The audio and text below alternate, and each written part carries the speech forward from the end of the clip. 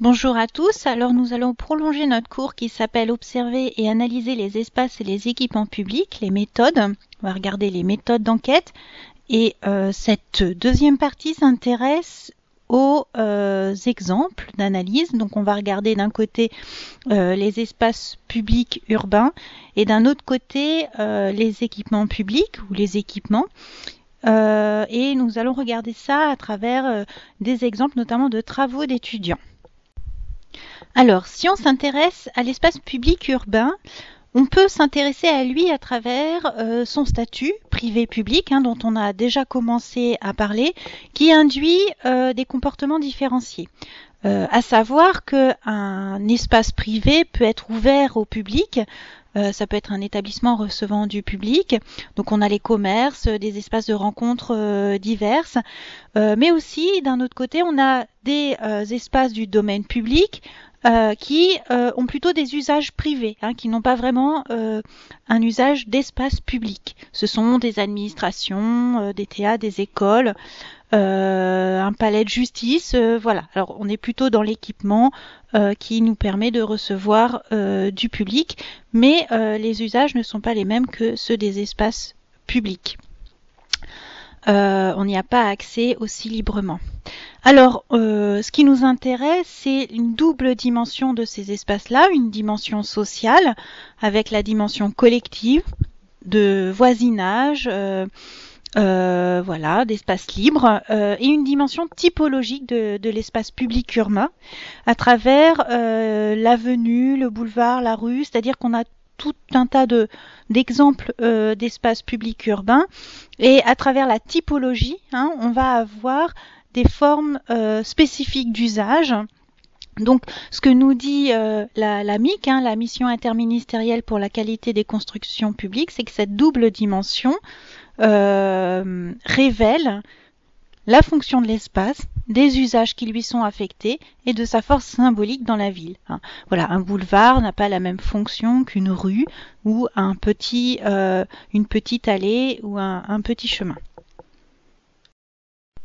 Alors les espaces publics urbains sont de la responsabilité des collectivités territoriales, très souvent des municipalités. Pour cela, ils doivent répartir les fonctions des espaces publics urbains, on a vu en fonction de leur typologie, sur les territoires, sur le territoire de la commune par exemple. Donc on va s'intéresser aux lieux qui vont être consacrés au déplacement, par exemple, la voirie, mais aussi un tramway avec ses stations, etc., ou d'autres fonctions, par exemple plus liées aux loisirs ou au commerce, etc. En fonction de chaque site, on va préciser les usages qui découlent de tout ça. Donc parfois on a des usages mixtes en fonction des sites. Et puis on va réfléchir au mode de fonctionnement et d'appropriation de ces espaces pour qu'ils aient une qualité d'usage.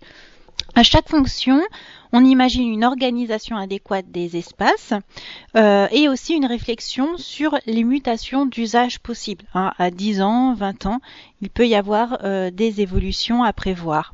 Et enfin pour chaque espace, un jeu d'acteurs spécifique est identifié avec les usagers, bien sûr, mais aussi des gens qui vont exploiter, qui vont entretenir, qui vont gérer les aménagements, etc. Il y a donc un enjeu de bonne programmation pour la puissance publique de l'aménagement de ces espaces publics. Donc ça s'inscrit dans une démarche de projet urbain. Donc vous étudiants, vous abordez plutôt cela en S6 et ça s'appuie sur une très bonne connaissance du patrimoine bâti et naturel de la collectivité. Alors cela invite à développer une approche historique, ce que vous faites là dans le cadre de l'exercice aussi, une approche symbolique et culturelle, l'espace, dans quelle mesure voilà, il occupe un statut plus ou moins prestigieux, plus ou moins central dans le fonctionnement du territoire, une approche morphologique, on va regarder ça un petit peu, et puis la valeur sociale, donc le contenu et le programme les programmes qui vont correspondre à ces équipements. Donc il y a un enjeu de dynamique collective publique et privée autour de l'aménagement et de la programmation des espaces publics urbains. Alors à côté de l'enjeu de programmation, il y a aussi pour la puissance publique un enjeu de gestion. Il s'agit d'entretenir et d'exploiter le patrimoine public. Alors, de nombreux métiers sont concernés par cette gestion.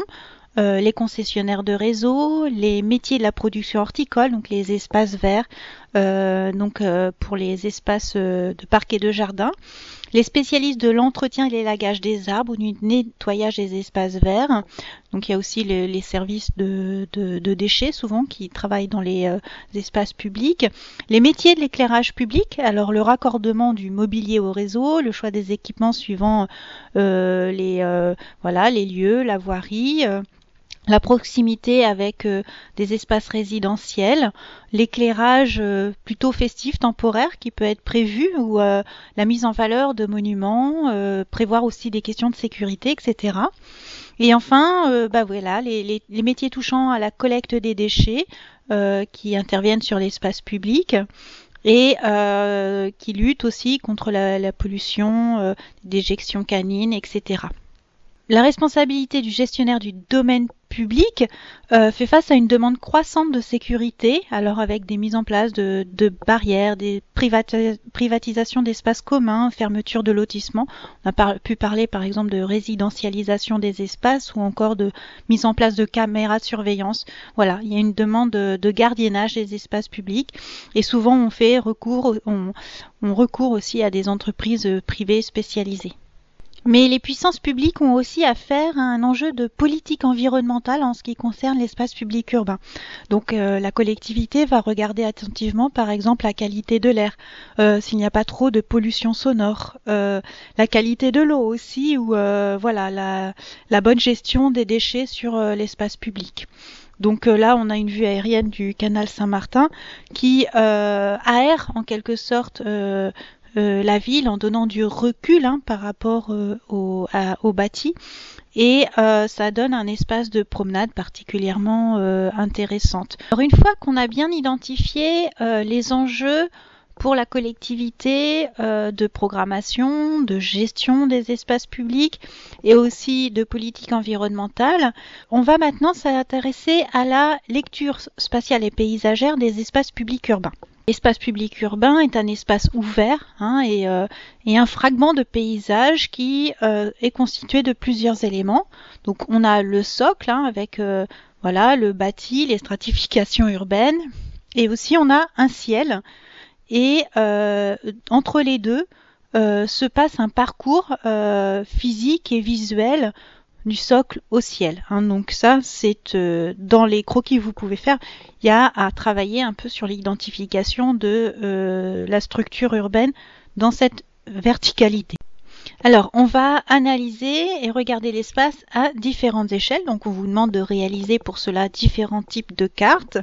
Tout d'abord, à l'échelle du site, on essaye de comprendre comment l'espace qui vous intéresse se situe dans la morphologie urbaine et le développement de la ville. Et puis aussi dans la topographie. Est-ce qu'on est sur un espace dans un fond de vallée, dans un espace avec une vue dégagée, etc. Donc ça va permettre de situer et de voir quels sont les enjeux géographique du site. Ensuite, on va regarder la structure urbaine à un niveau plus rapproché, ça peut être l'échelle du quartier, et on va regarder l'armature globale avec les grands réseaux et regarder les espaces en creux. Donc le petit croquis là du bâti non bâti exprime justement les pleins et les vides. Donc on va regarder l'organisation globale.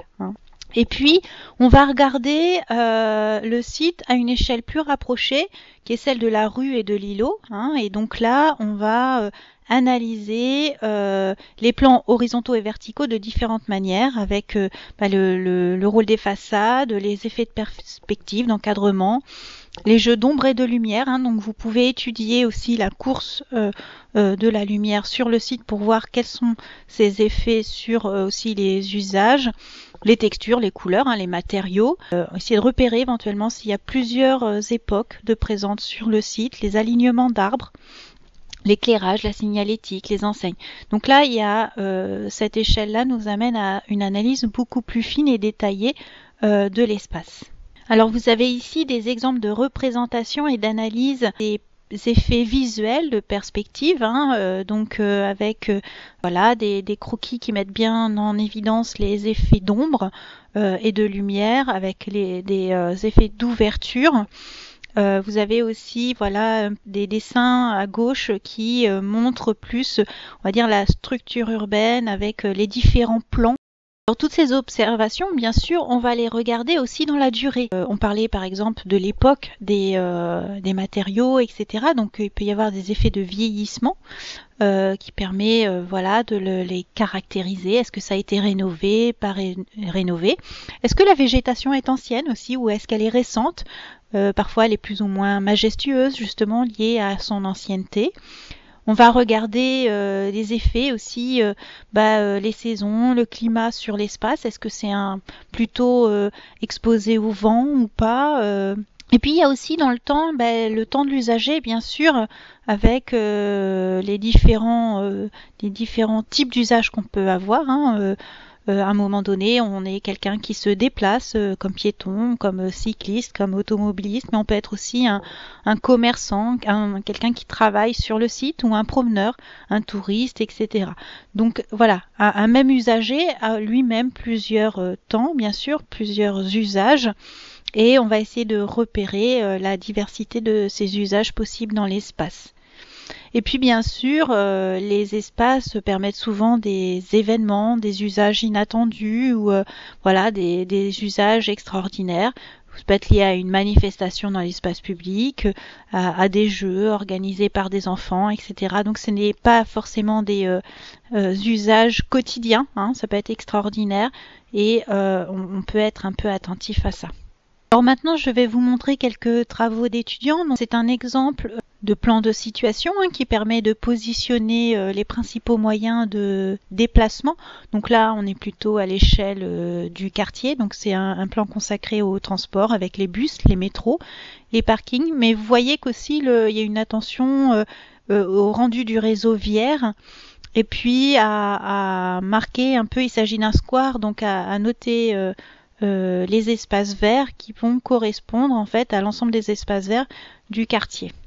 Dans le livret d'étudiants, il est donc indiqué que vous avez 3 plans de situation à réaliser, donc vous en avez un exemple ici, et vous avez aussi un travail de contextualisation à faire sur le plan historique. Donc voici un exemple de frise chronologique. Donc voilà, faites un travail de représentation des questions importantes qui précèdent la construction de l'espace public, l'aménagement de l'espace public ou la construction d'un équipement public. Alors une fois les éléments de contextualisation bien mis en place, que ce soit sur le plan historique, géographique, sociologique, voilà, vous avez un certain nombre de recherches à faire pour cela, il faut faire tout un travail d'identification des sous-espaces de l'espace. Là, vous avez l'exemple du square Louise Michel qui donne accès au Sacré-Cœur à Montmartre. Donc, les étudiants là, ont identifié les fonctions des sous-espaces, donc avec un système de couleurs. Autre possibilité aussi de repérage sur l'espace pour bien identifier les sous-espaces, c'est par les usagers par exemple. Donc là, les étudiants ont fait un travail de repérage des types d'usagers, touristes, riverains, artistes de rue et plutôt aussi des activités illégales qu'on retrouve sur le site. Les étudiants ont également procédé à une analyse des déplacements sur le site, donc avec des circulations plus ou moins fortes. Donc ça c'est important, on vous demande de bien étudier les relations entre les sous-espaces eux-mêmes, voir comment voilà, les espaces sont reliés. Alors ici, les étudiants ont complété leur analyse spatiale avec une analyse temporelle, avec voilà, selon les usagers, des temps de fréquentation sur des plages horaires plus importants. Donc ils ont procédé là par un petit questionnaire, notamment administré auprès des usagers. Alors une fois le travail sur les sous-espaces et l'identification des sous-espaces effectué, on va se concentrer sur un sous-espace. Donc là, les étudiants sont intéressés au haut de la butte en fait, sur l'espace qui est juste devant le Sacré-Cœur. Et il y a eu un travail effectué d'observation selon les types d'usagers, donc avec une approche encore à nouveau temporelle des usages. Alors ici, un petit travail a été fait aussi de sondage auprès des usagers sur leur représentation de l'espace. Voilà, quelle vision ils en ont. Et puis, les étudiants ont fait un travail de croquis des usagers en fonction des types d'usages qui ont été repérés, et puis aussi des relations entre les usagers. Ici, c'est la première planche du travail des étudiants. Alors, ce qui est important, c'est de bien présenter le lieu à travers les questions qu'on se pose. Donc là, les étudiants ont identifié une question principale qu'ils ont explorée ensuite pendant l'enquête. Et voilà, le lieu était questionné par rapport à une transformation de l'espace qui avait eu lieu.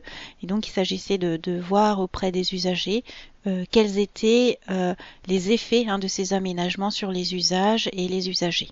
Alors, un des exercices également attendus, c'est la description du dispositif spatial. Donc là, on a une forme de représentation et un commentaire qui vient expliciter cette représentation du dispositif spatial avec le positionnement des arbres, le positionnement du mobilier urbain. Voilà, donc n'oubliez pas d'ajouter toujours une légende à vos plans et schémas. Alors vous avez ici deux schémas intéressants. Donc à gauche, un petit schéma qui décrit la course du soleil sur un espace et qui montre l'ensoleillement et comment un espace est impacté par le niveau d'ensoleillement et la manière dont l'espace est exposé. Et puis un autre schéma intéressant qui est sur toujours cette place présentée juste avant, où les étudiants ont mis en scène les relations visuelles sur le site, qui semblent jouer un rôle important entre les terrasses et puis le centre de la place. Voici à nouveau un exemple dans la manière d'illustrer les usages selon la temporalité. Donc là, on a un soir en semaine, par exemple, avec les activités sur la place, avec des pique-niques, des espaces de rencontres. Vous avez aussi une description de l'espace le week-end. Là ici le dimanche matin avec plutôt des pratiques de course pour aller au marché, de joggeurs qui courent sur l'espace, éventuellement des touristes. Et puis une troisième planche qui présente les activités le samedi soir, où là c'est un espace de convivialité, de rencontre. Les étudiants ont décrit à la fois par des schémas et des commentaires ces usages de la place. Alors ici, vous avez un autre exemple de représentation des usages dans l'espace. Donc c'est pour la place de la bataille de Stalingrad. Et là, les étudiants ont représenté les assises, les chaises, les bancs, avec les escaliers et le rebord de la fontaine. Donc en fait, c'est intéressant de montrer les usages aussi détournés des espaces, qui ne sont pas forcément des espaces de bancs à proprement parler, mais qui sont utilisés comme tels. Pour faire vos observations, il faudra vous outiller d'outils d'observation, donc on reviendra là-dessus. Voilà un exemple de grille d'observation préparée par les étudiants avec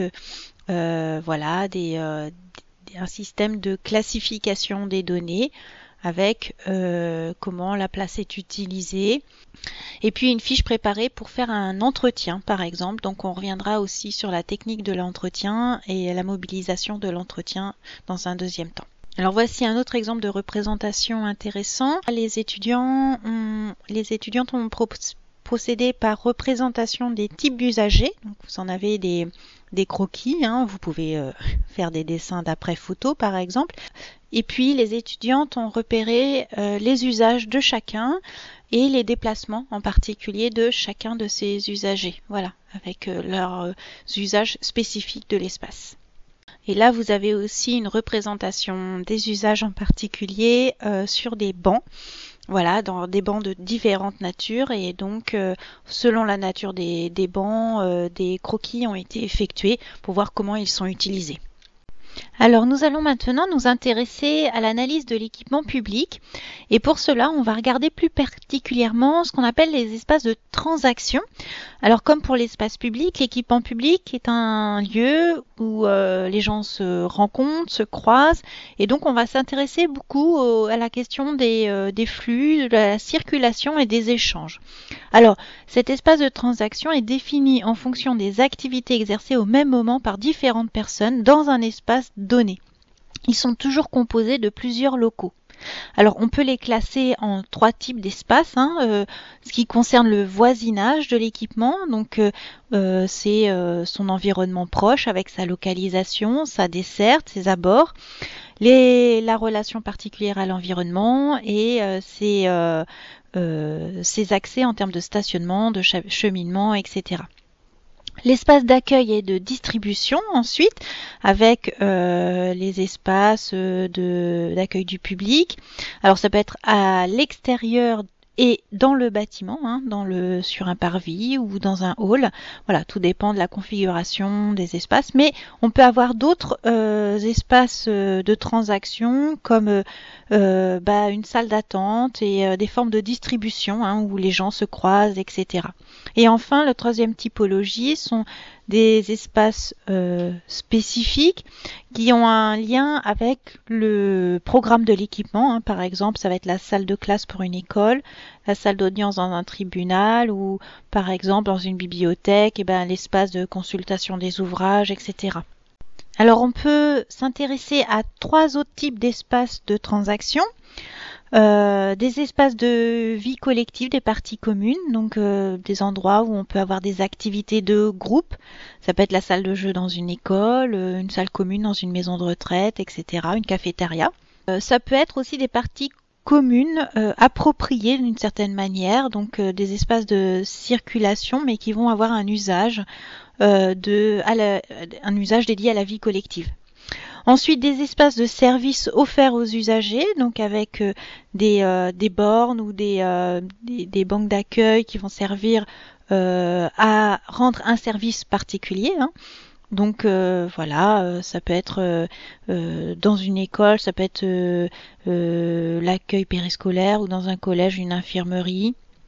La consultation d'avocats au palais de justice qui vont avoir des locaux spécifiques. Donc là, c'est vraiment lié au fait de donner un service très particulier. Et puis on a aussi tous les espaces administratifs et logistiques, auxquels on s'intéresse un peu moins dans le cadre de notre cours sur les espaces publics et les équipements publics, mais ces locaux jouent un rôle très important dans les activités des lieux, donc c'est les bureaux, les locaux administratifs, les locaux techniques. Alors parfois on s'intéresse aux coins cafés, aux salles de réunion, etc. où les espaces d'échange, les espaces sont assez dédiés aussi aux échanges. Alors, quelques petits rappels de définition. Vous savez qu'on fait une différence entre usager et utilisateur. Alors, un usager est une personne physique qui a recours aux services rendus par l'équipement. Et l'utilisateur est la personne physique ou morale qui, par sa profession, utilise ou exploite une des fonctions de l'ouvrage. Donc, ce sont les gens qui travaillent dans les lieux. La notion de fonction aussi, une fonction principale d'un local est celle qui est prévue pour ce local. Donc c'est ce qui est indiqué sur le plan.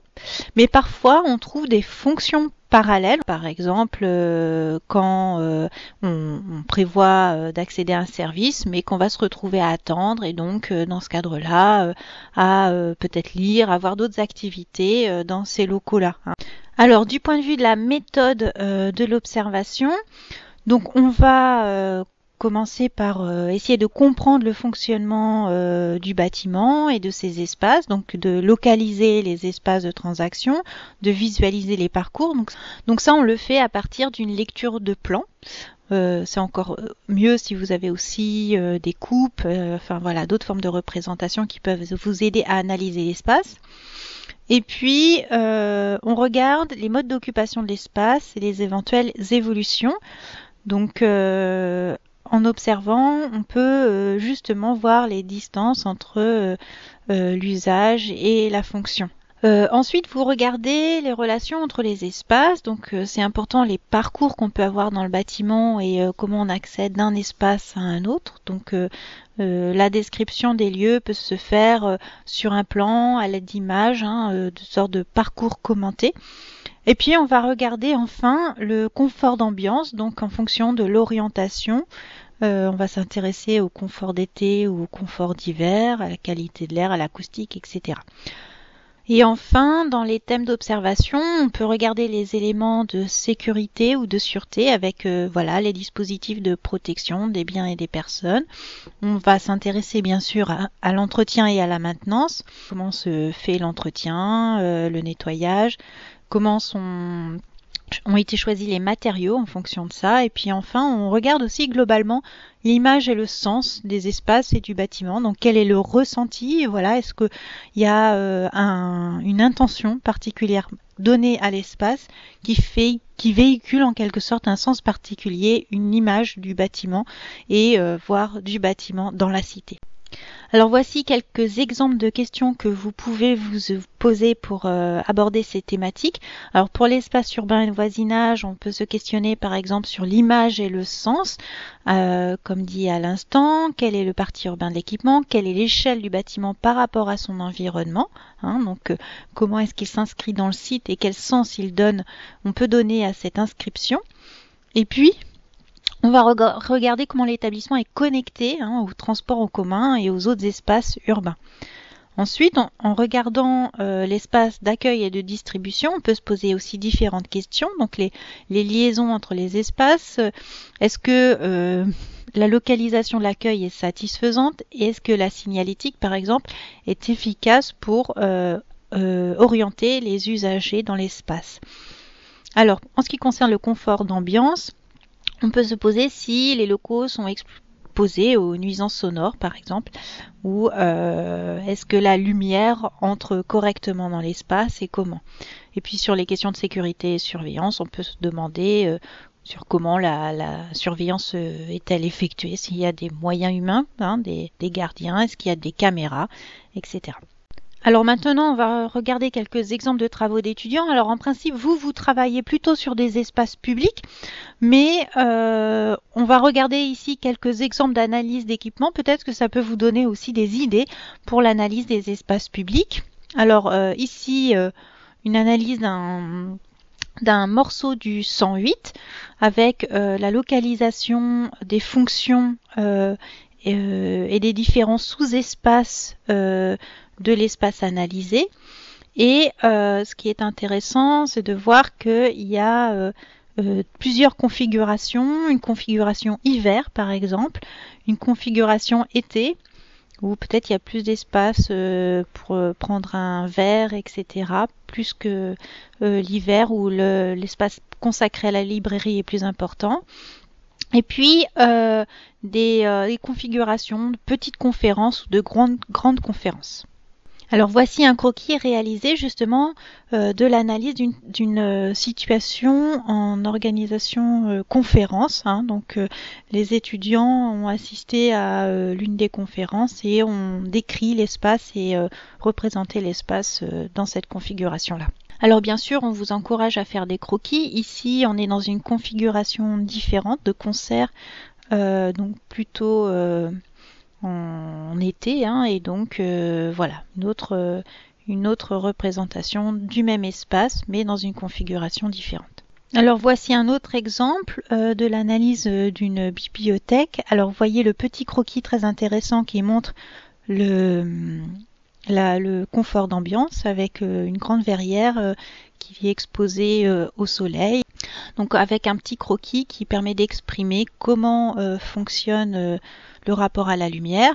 Et puis à droite, vous avez une analyse en sous-espace à travers l'utilisation d'un code couleur comme on a pu le voir dans d'autres espaces. Donc là, les étudiants ont tenté d'identifier des formes de circulation différentes.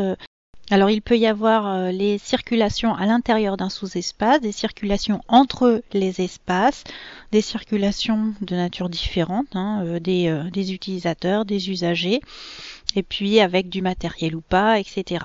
Voici une autre description de sous-espace. Alors vous pouvez aussi, pour décrire les sous-espaces, faire comme une sorte de petite visite guidée avec des images d'identification des différentes formes de sous-espaces. Ici, cela a permis de décrire le mobilier et les différents meubles utilisés pour l'aménagement de l'espace. Alors ici, une fois le sous-espace choisi, ici c'est le coin lecture, le rayonnage journaux. Donc les étudiants ont remarqué qu'il y avait dans ce sous-espace différentes zones qui sont délimitées en fonction d'usages particuliers. Donc voilà, une fois le sous-espace repéré, il faut en faire une description un peu plus fine. Alors on vous invite à voir une méthode de représentation qui permet de regarder les choses parfois avec un point de vue original, qui permet de bien comprendre comment fonctionnent les espaces entre eux. Et ici on voit que l'espace de la verrière, vous vous souvenez du schéma qui montre l'arrivée du soleil, est très intéressant dans la manière où il est dessiné aussi par l'architecte. Et donc là le croquis qui a été choisi, c'est une vue en plongée qui permet de comprendre comment les différents étages fonctionnent entre eux. Et enfin, un dernier exemple donc de représentation de l'espace et de ses circulations, avec donc voilà une petite légende et qui indique qu'il y a un endroit en particulier qui pose problème, qui génère des conflits d'usage, et donc c'est cette analyse qui a permis aux étudiants de choisir le sous-espace à analyser. C'est parce que le schéma de la circulation a permis d'identifier une zone de conflit. Alors on termine cette séance générale sur l'observation de l'espace public en regardant plus précisément la technique de l'observation directe. Donc c'est une technique des sciences humaines et sociales, et on va regarder depuis l'inventaire avant enquête, à savoir la préparation de l'observation jusqu'à l'analyse des données. Alors cette partie du cours s'appuie sur un ouvrage qui s'appelle L'enquête et ses méthodes de point l'observation directe, publié par Anne-Marie Arborio et Pierre Fournier. En premier lieu, on va regarder l'observation et sa définition. On va essayer de comprendre ce que c'est qu'exactement une observation, comment ça se distingue d'autres techniques d'enquête. Ensuite, on va regarder comment on prépare une observation, donc comment on fait un inventaire de choses à observer. Ensuite, on regarde comment se passe une observation sur le terrain avec la prise de notes. Et puis enfin, on regarde comment on restitue les données collectées à travers un compte-rendu. Une observation vise l'information d'une situation. À partir d'une situation donnée, on va collecter un certain nombre d'informations et les décrire, les caractériser et les analyser. À travers un classement notamment, on dit qu'on classe les matériaux collectés et on dégage à partir de ce classement une analyse. C'est ce qui permet pas à pas de procéder à un travail d'objectivation. C'est le propre du travail scientifique. C'est à partir d'observations organisées, on va essayer de sortir d'une impression générale pour faire un travail d'objectivation des données. Pour bien réaliser une observation, il faut d'abord bien définir le sujet de l'observation. Donc on doit définir ce sur quoi on va enquêter. Il faut bien délimiter le périmètre de l'enquête en rappelant les questionnements de départ. Si on est sur les pratiques dans un parc, les pratiques de loisirs dans un parc par exemple, on précise bien quelles sont ces pratiques de loisirs et comment elles interfèrent éventuellement avec d'autres pratiques de nature différente. Si on est sur plutôt les déplacements ou les circulations, si on est sur des usages et des conflits d'usage, etc. On précise au départ ce qui vraiment nous intéresse. Et puis, l'objet de l'enquête, c'est de décrire des situations à travers les usages et les pratiques. Donc on va revenir là-dessus.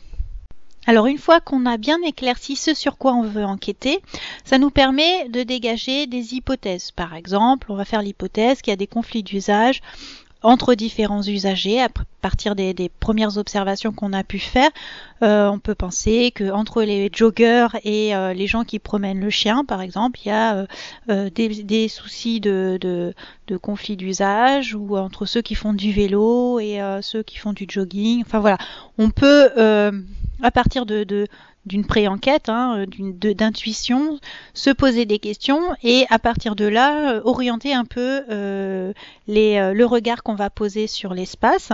Donc à partir de là, on va se définir un certain nombre d'indicateurs. Quel serait par exemple le nombre de personnes qui viennent pratiquer le sport, le nombre de personnes qui viendraient pour se détendre ou se promener, etc.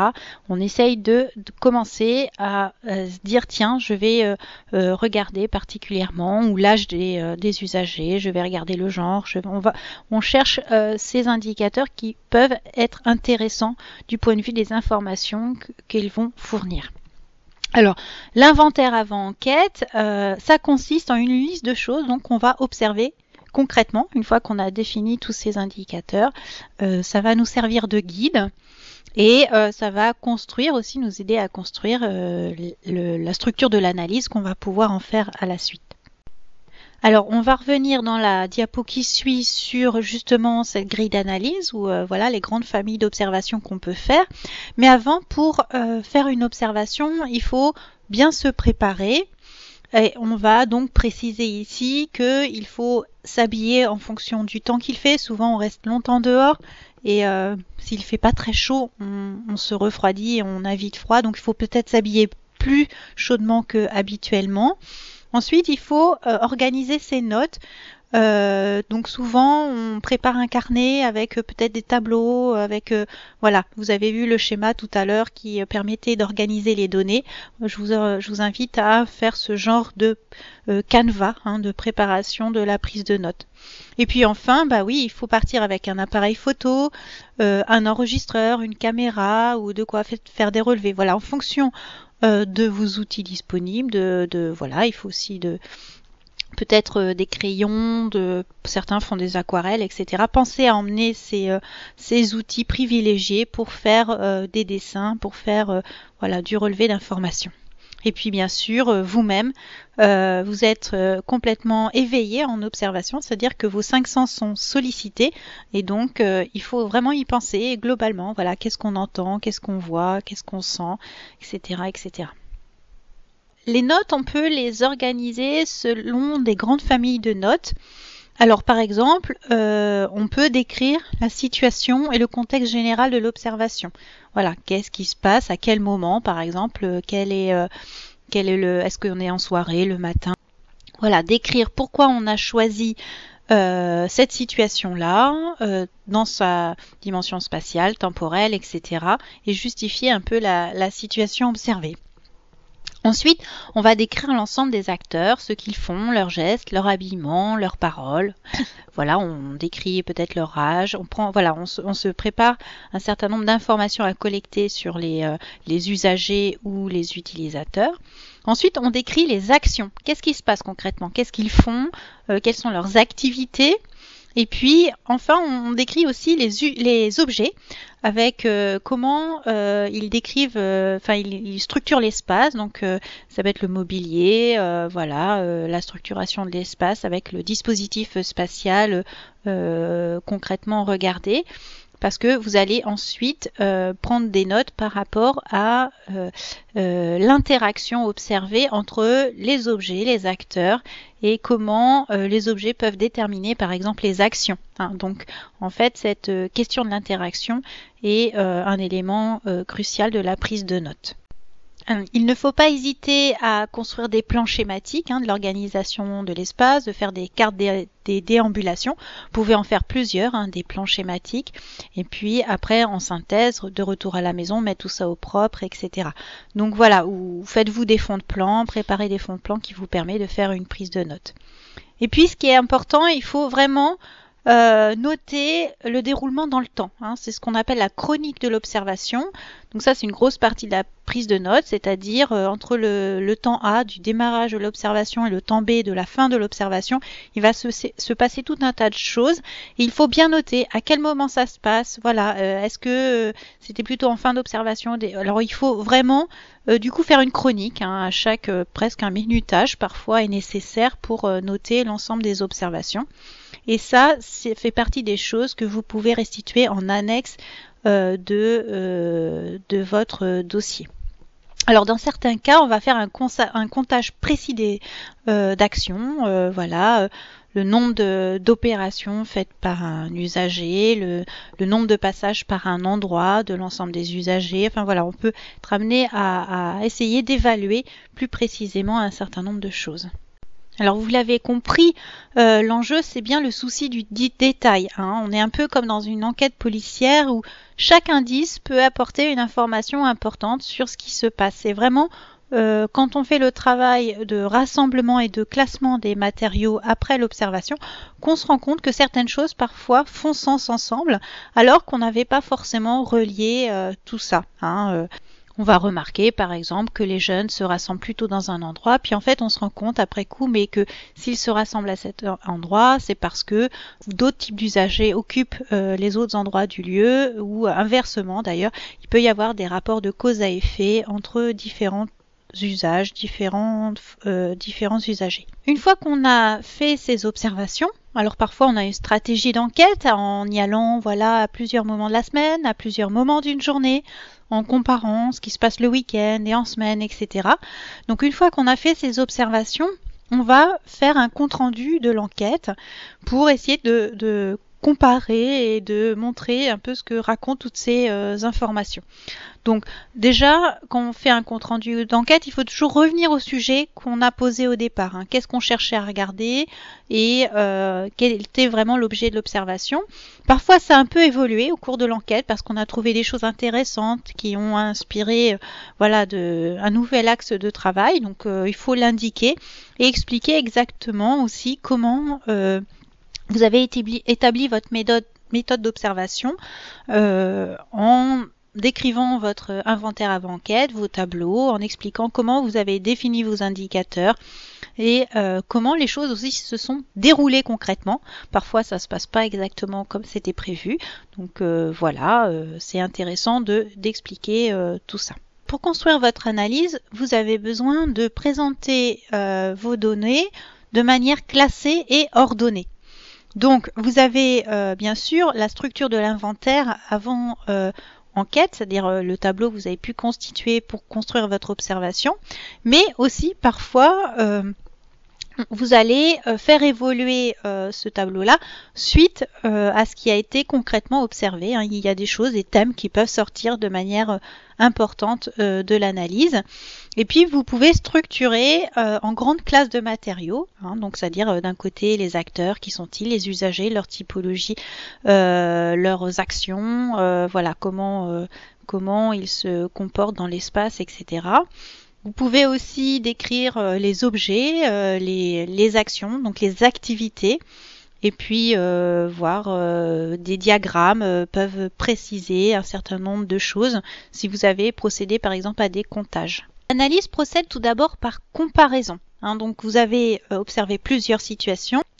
Vous allez comparer ces différentes situations et essayer de voir en quoi chacune était spécifique et raconte quelque chose de l'usage de l'espace.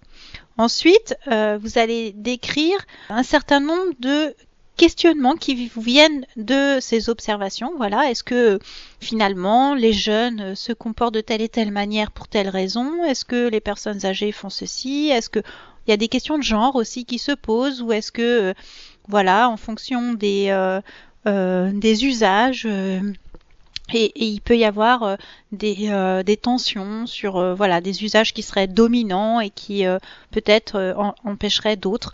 Aussi des questionnements peuvent apparaître bien sûr sur décalage entre des usages qui étaient prévus, c'est-à-dire les fonctions de l'espace, et puis les usages réels qui se passent avec des formes de détournement des objets, des espaces, etc. Donc en gros, on cherche à interroger la situation et à chercher à comprendre ce qu'il se passe à travers un travail sur le questionnement. Et à la fin, on construit des interprétations. Donc souvent on fait des hypothèses d'interprétation parce qu'on n'a pas forcément toutes les informations nécessaires pour affirmer les choses, mais quand même ça permet de supposer que les choses sont comme ça pour telle et telle raison. Et puis d'ailleurs, vous allez probablement pouvoir confirmer vos hypothèses ou pas au moment où vous pourrez faire un entretien ou plusieurs avec des personnes. Alors dans le cadre du travail d'objectivation, vous allez présenter vos réflexions personnelles de manière fondée sur toutes les données que vous avez collectées. Alors d'un côté, vous pouvez présenter vos hypothèses d'interprétation. Comme je le disais, ça peut être confronté au point de vue d'informateurs, de gens avec qui vous faites un entretien dans un deuxième temps. Et puis on peut aussi en discuter dans le cadre des pré-rendus que vous allez faire. De manière générale, il faut vraiment rester très proche des matériaux, c'est-à-dire des données que vous avez collectées, c'est-à-dire qu'on essaye de toujours fonder ses propos sur des données rassemblées. Et ça doit permettre d'illustrer le raisonnement. Voilà, donc ça veut dire que quand vous présentez vos hypothèses d'interprétation, vos commentaires, vous présentez des exemples particuliers qui vous permettent de détailler pourquoi vous pensez que les choses s'expliquent par telle et telle raison. Et bien sûr, de manière générale, il faut toujours soigner l'introduction du compte-rendu, à savoir présenter les questions qu'on se posait au départ, présenter la méthode d'enquête, présenter les parties du compte-rendu et en conclusion, essayer de synthétiser les idées importantes dégagées de l'observation. Ce sont des outils très importants qui vous permettent de partager les contenus avec vos lecteurs. Alors ce cours repose sur plusieurs sources. Vous avez que je citais à plusieurs reprises cette publication de l'AMIC, les espaces publics urbains, recommandations pour une démarche de projet, mais aussi cette publication Memento pour les visites. Ce sont des publications que vous pouvez télécharger en ligne et qui sont référencées sur le site internet qui vous a été communiqué. Et puis bien sûr, la référence à Thierry Pacaud que j'ai pu mobiliser dans la première séance que nous avons faite ensemble.